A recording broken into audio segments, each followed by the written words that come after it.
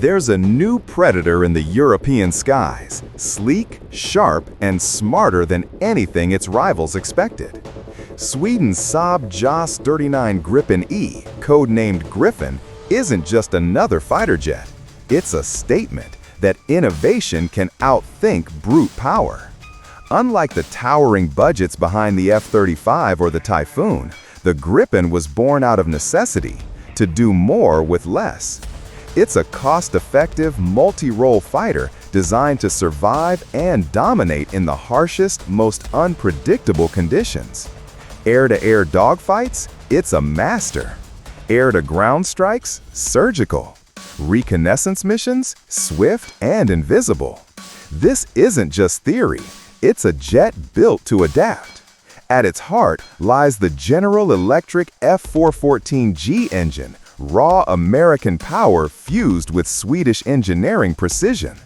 One push of the throttle and the Gripen E leaps into the sky with rapid acceleration and vertical climb rates that rival jets twice its cost. Inside, the cockpit feels more like a digital command center than a pilot's seat.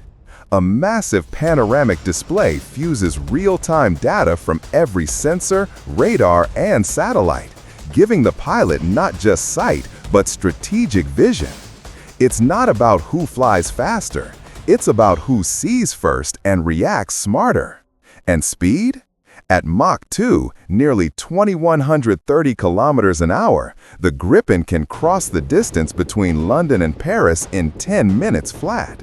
But what truly sets it apart is its brain, the ASA radar and electronic warfare suite that can jam, mislead, and deceive even advanced enemy systems.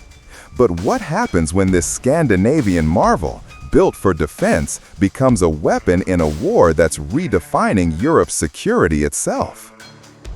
May 2025, a quiet but historic month in military aviation. For the first time in history, a fighter jet was flown not by a human, but by artificial intelligence. And that jet was Sweden's Gripen E.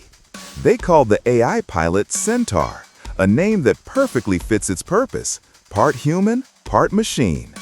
During its first 3 sorties, Centaur didn't just fly, it learned, adapted, and outperformed. Each mission demonstrated something extraordinary. The Gripen's beyond visual range combat instincts, now powered by an intelligence that doesn't tire, panic, or second guess. Think about that for a second. A fighter jet that can make split-second decisions faster than human reflexes, analyze radar data in real time, and anticipate threats before they even appear on the pilots. The Gripen E's arsenal is as sharp as its mind. It carries the MBDA Meteor, arguably the most advanced air-to-air missile in the world, capable of hitting targets over 100 kilometers away. Alongside it, the AIM-120 AMRAAM and IRST missiles give it unmatched flexibility in both long-range and close-quarters combat. And here's where it gets geopolitical. Military historian Andrei Karuk told the Kyiv Independent, "The US has not offered Ukraine a comparable class of weapons because they simply don't have such missiles." That statement wasn't just a technical comparison, it was a political challenge. Because the Meteor, unique to European fighters like the Gripen, gives Ukraine the kind of reach the F-16 simply cannot match. But perhaps the most underrated weapon isn't a missile, it's communication.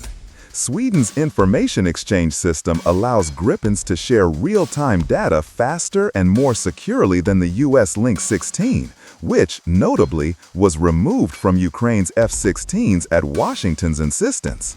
To put it simply, where American jets operate under supervision, Gripens can operate as a network, a living, breathing swarm of intelligence. Add to that their short takeoff and landing ability, and you get a fighter that doesn't need massive air bases. A Gripen can launch from a stretch of highway or a frozen field, hit its target, and disappear before radar even locks on. And when it comes to cost, operating a Gripen costs roughly $8,000 per flight hour, compared to $15,000 for an old Soviet MiG-29. That's not just efficiency, that's sustainability in wartime. But here's the real question. What exactly are these AI-driven Gripens preparing for? And why are Russian airfields suddenly on high alert? When Ukrainian pilot Voroshilov speaks about the Gripen, there's a certain admiration in his voice, the kind that comes not from hype, but from trust. He says, the Swedish Air Force has spent decades perfecting one idea: survival in the field. Since World War II, Sweden knew that in a real war, air bases would be the first targets. So they built their entire air doctrine around mobility and resilience.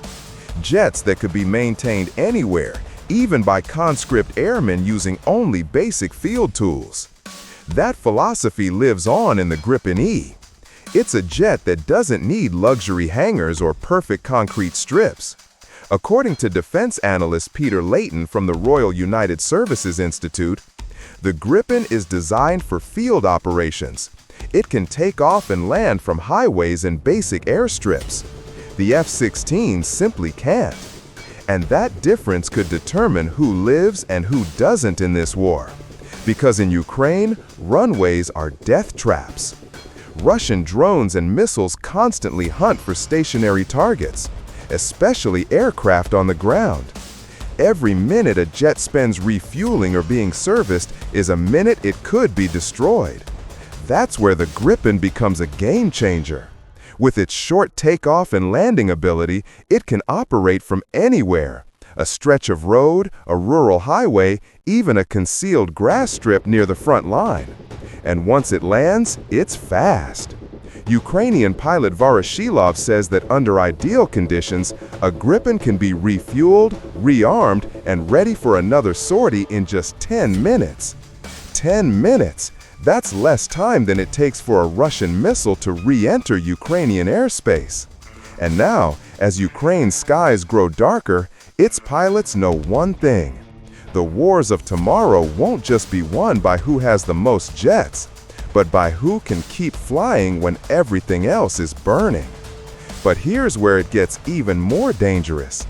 Intelligence reports now suggest that these Gripens aren't just here for defense. They may already be preparing for a strike deep inside Russia itself. Russia's glide bombs are the nightmare that won't go away. Small, low, and lethal. They slip under radars, ride terrain, and slam into towns and supply lines long after the front line has moved. And according to multiple Ukrainian experts, the scale is staggering. Thousands of guided aerial bombs raining down every month on Ukrainian soil. That's why one technical fact suddenly matters more than ever: range. Enter the MBDA Meteor, a missile built not for dogfights but for reach and persistence. Justin Brunk, a senior research fellow quoted in the Kiev Independent, lays it out plainly. Only the Meteor has the effective range to threaten the Russian Su-34s launching glide bombs from safe standoff distances, sometimes 30 to 60 miles, 50 to 100 kilometers behind the front. Picture the problem. Russian bombers cruise well behind the front, loft glide munitions, then vanish. Intercepting the munitions themselves is like trying to swat thousands of bullets in mid-flight. Technically possible, but wildly inefficient. Anatoly Krainsky, a former Ukrainian air officer now in electronic warfare, summarized the scale bluntly on Ukrainian TV. Roughly 300 aircraft, 9 operational airfields, and about 6,000 guided aerial bombs per month. Those numbers aren't just statistics, they're a logistics nightmare. So what are the solutions? Bronk and Krainsky converge on a single pragmatic idea: degrade the enemy's ability to launch rather than play whack-a-mole with every incoming bomb. And that's where the Gripen armed with Meteors becomes strategically important. Why? Because the Meteor's long reach allows friendly fighters, even operating from dispersed, improvised bases, to strike Russian launch aircraft well behind the front line, denying them the sanctuary they've relied on. A single well-timed Meteor can force a bomber to keep its distance, reroute, or accept much higher risk to operate close enough to launch glide munitions. That changes the calculus. Fewer launches, fewer civilian casualties, and less pressure on Ukraine's overstretched air defenses. Kransky's view is stark but practical. Ramp up the capability to prevent launches, whether through long-range missiles, electronic warfare that blinds targeting, or destroying the airfields and aircraft that make mass launches possible. In short, make it hard and costly for Russia to fire thousands of glide bombs every month.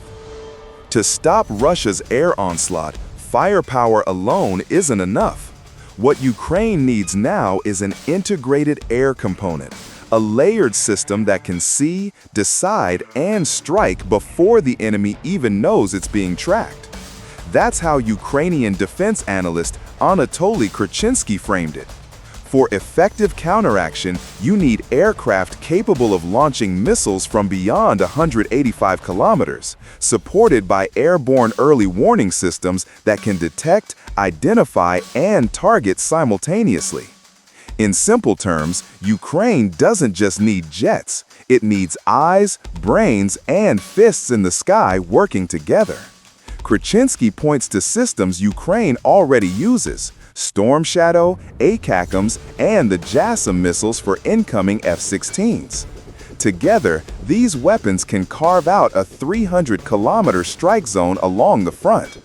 If you found this analysis insightful, make sure to like, share, and subscribe to SkyJet Wings.